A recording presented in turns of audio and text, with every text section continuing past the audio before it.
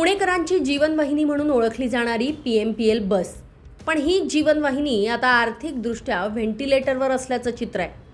दरवर्षी तब्बल 700 कोटीहून अधिक तोटा सहन करणाऱ्या PMPLची आर्थिक घडी अजूनही विस्कटलेलीच आहे.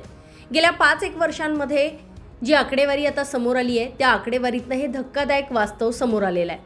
आर्थिक वर्ष 2023-24 मध्ये हा तोटा तब्बल 706 कोटी 34 लाख रुपये इतका होता, तर 2024-25 मध्ये 885 कोटी 43 लाख रुपयांवर होता. तर चालू आर्थिक वर्षांमध्ये 2025-26 मध्ये हा तोटा तब्बल 792 कोटी 77 लाख रुपये इतका असेल असा अंदाजही आहे. आता यामागची नेमकी कारणं काय आहेत हे जाणून घेऊया या स्पेशल रिपोर्टमधून.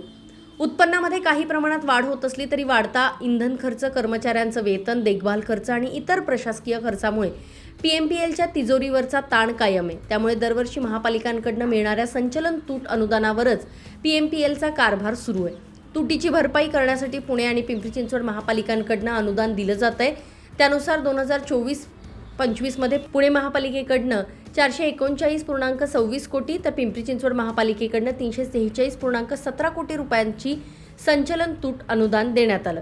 PMPLने सार्वजनिक वाहतूक अधिक सक्षम करण्यासाठी नव्या CNG बसच्या खरेदीसाठी PMRDAकडनं तब्बल 230 कोटी रुपयांचं स्वतंत्र अर्थसहाय्य सुद्धा मिळाल्याची नोंद अहवालामध्ये करण्यात आली आहे.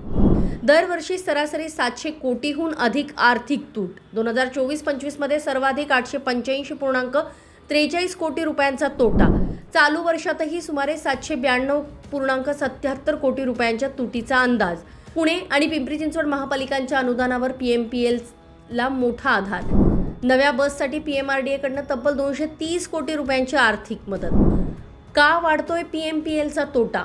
तिकीट विक्रीतनं मिळणारं उत्पन्न वाढत्या खर्चाच्या तुलनेमध्ये अपुरं पडतंय. CNG, डिझेल आणि वीज दर वाढल्यानं बस चालवण्याचा खर्चही वाढतोय. वेतन, भत्ते, निवृत्ती वेतन आणि इतर कर्मचारी खर्च हा मोठा आर्थिक बोजा आहे.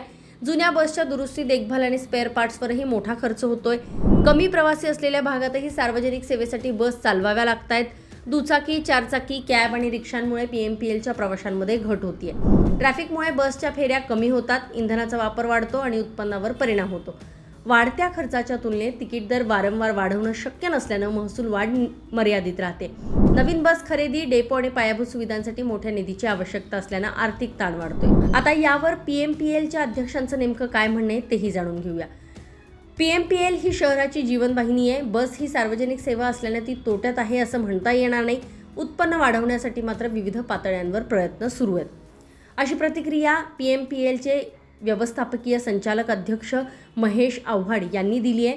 खरं तर पुणे शहरामध्ये सार्वजनिक वाहतूक व्यवस्था ही भक्कम नाही आहे आणि त्यामुळेच खाजगी वाहनांचा वापर हा मोठ्या संख्येनं वाढला आहे आणि त्यामुळेच PMPLची आर्थिक घडी ही अद्यापही विस्कटलेलीच दिसून येते आहे.